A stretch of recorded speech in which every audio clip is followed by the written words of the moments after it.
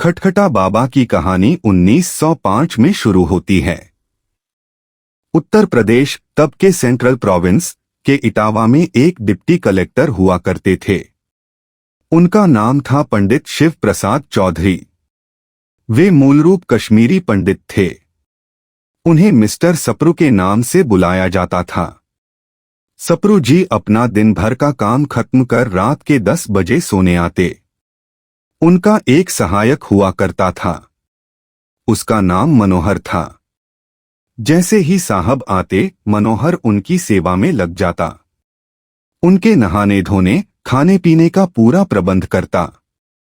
जब सप्रू साहब के सोने का समय हो जाता, तब वह अपने मालिक के पैर दबाता और उनके सो जाने पर ही वहां से जाता। उस दिन भी ऐसा ही हुआ। सप्रू साहब सोने के लिए आ चुके थे। मनोहर उनके पैर दबा रहा था। तब सप्रू साहब ने मनोहर से कहा, मनोहर, आज एक कहानी सुनाओ। मनोहर की कहानी। मनोहर ने भी उन्हें कहानी सुनाना शुरू कर दी। एक बार की बात है। एक भव्य राज्य में एक अहंकारी राजकुमारी रहती थी। उसकी बहुत सारी दासियां थीं। सभी दासियां पूरी सतर्कता से के साथ अपने कार्य को करती थी। उसकी एक खास दासी थी, जो उसके बिस्तर को प्रतिदिन साफ सुथरा करती, सजाती एवं उस पर इत्र लगती।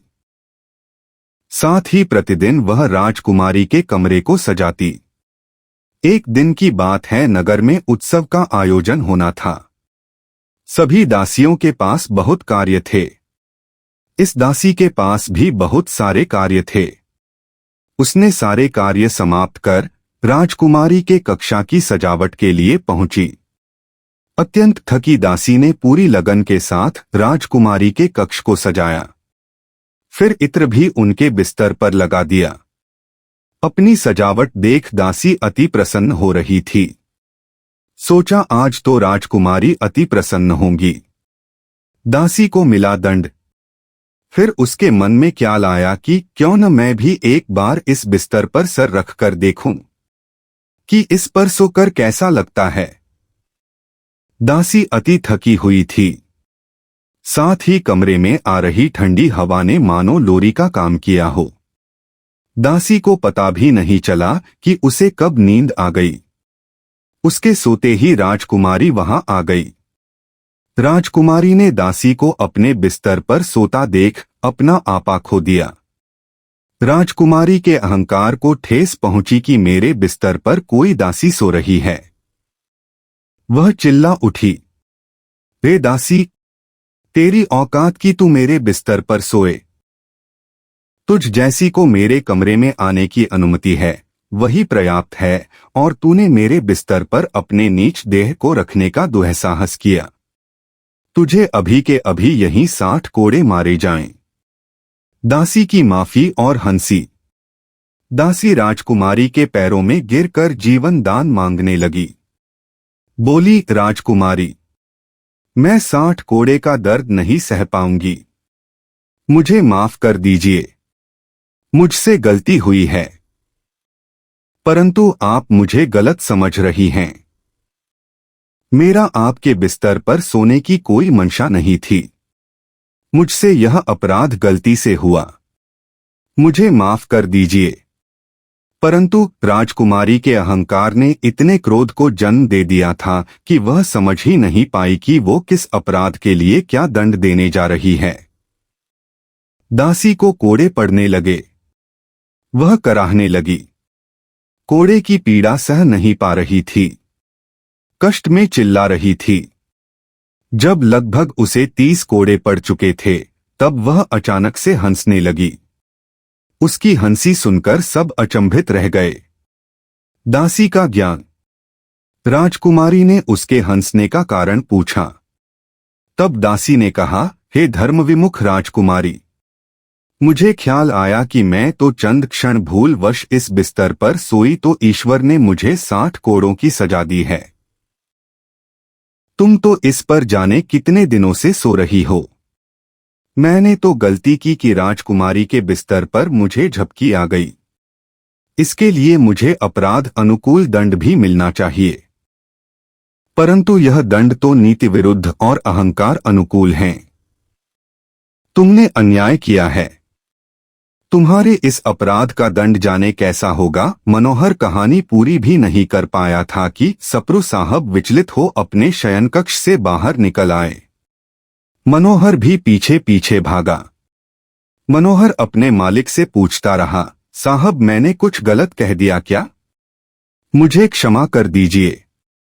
साहब घर से बाहर निकल एक वृक्ष के नीचे जा बैठे। कौन थे खटखटा बाबा? फिर साहब ने मनोहर से कहा, नहीं, तुमने कुछ भी गलत नहीं कहा, अपितु मेरी आंखें खोल दी। मैं यह क्या कर रहा था अपने जीवन में अब तक? मैं भी तो उन्हीं का चाकर हूं जो मानवता विरुद्ध नीति लगाकर भारत में काम कर रहे हैं। अपने ही लोगों को मेरे द्वारा दंड मिलता है जो अपराध के सामने कई गुना बड़ा होता है। अन्याय तो मुझसे भी हो रहे हैं। मनोहर कुछ समझ नहीं पाया, परंतु सप्रू साहब सब समझ चुके थे। उन्होंने अपनी नौकरी छोड़ दी, जीवन से संन्यास ले लिया।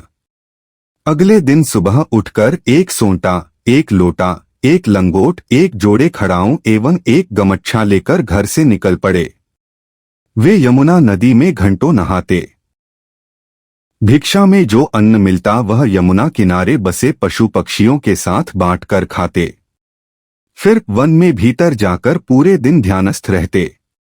फिर शाम से देर रात तक ग्रंथों का अध्ययन करते। संत खटखटा बाबा जब वे चलते तो उनके खड़ाओं से खट खट की आवाज आती है, इसीलिए आसपास के लोगों ने उनका नाम खटखटा बाबा रख दिया। वे आज भी वह खटखटा बाबा के नाम से ही जाने जाते हैं।